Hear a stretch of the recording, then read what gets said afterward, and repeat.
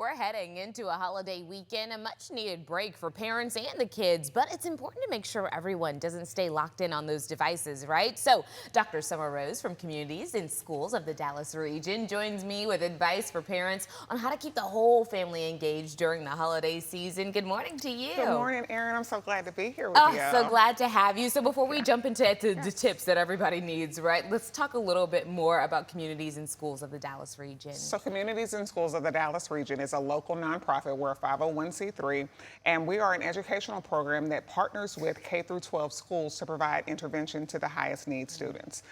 We focus on academics, behavior, attendance, and basic needs. And we were founded in 1985, so this year we made 40 years, and we're really excited because that's 40 years of being all in for kids. What a milestone, my goodness. Thank you. So tell me, what areas of Dallas do you serve? And with the state of education, I feel like constantly changing, how do you guys even keep up? Yes, so we are a little bit of everywhere. So I talk about the fact that we are as far north as Sherman ISD, as far south as DeSoto ISD, and a little bit of everywhere in between, right? Wow. So including Dallas ISD.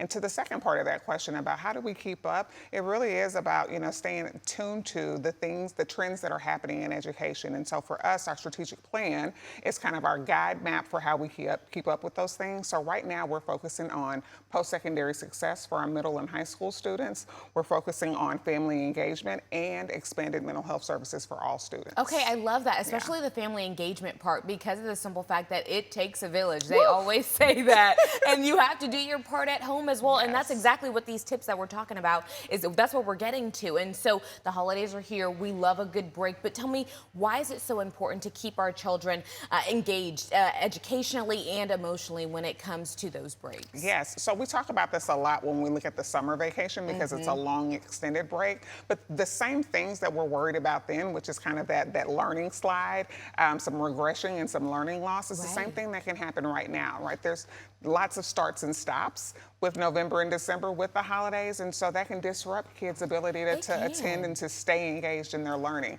The other thing is when we're taking them out of school, a lot of the times we're taking them out of their routine, right? We know what's going to happen. The bell's going to ring at this time. I've got to get to this class. I'm going to be with these friends. I'm going to see this teacher. They know that. That predictability is something that they come to rely on, and when we're on a break, we're out of our routine, right? And so that can make us it feels off. Feel a little off, right? And can negatively impact our mental health or our emotional well-being. And I think also on the back end of it, you're like, okay, I've gotten used to this new routine. Okay, how do I get myself back onto the said one that we had before? So what are some simple, no pressure ways to kind of keep our kids on track, especially during the holiday season? Yes, so I think that parents think that this is a big task, and I think that kids think that this is going to be homework. We want this to be fun. Yes. So, while we always encourage 20 minutes of reading a day, we talk to the parents about the fact that this can be any kind of reading, right? This can be graphic novels, it could be comic books. It's holiday time, it could be recipe cards, right? So we can get a little bit creative in the way that we think about that 20 minutes worth of reading a day. So they don't have to be pushed into the corner, sit down with the book. It doesn't have to be that situation. Okay, I like that. I even like it when parents take turns. Where the parents read a little bit, kids read a little bit, right? So we're kind of sprinkling in a little bit of that learning and reading and keeping their brains engaged, even though it's also time for them the parents and the kids to connect. Exactly. I was just about to say, this is perfect quality time, especially during those holiday breaks. I think is the perfect time to foster those connections, right? We're so busy in life and we get caught up in all the things and work and all the obligations, right? That sometimes it's just nice to take a second to read a book with your child. Very good. Okay, so how can we support our children emotionally during this time? Because I know, like we said, it can be very hard to shift back and forth between routines. Yes, so let me tell you this. Winter blues are real. Yes. But so is resilience, right? And so if our families really do take the time to prioritize and be intentional about little moments of connection, they can make sure that they're attending to both their emotional health and the emotional health of their students, their children.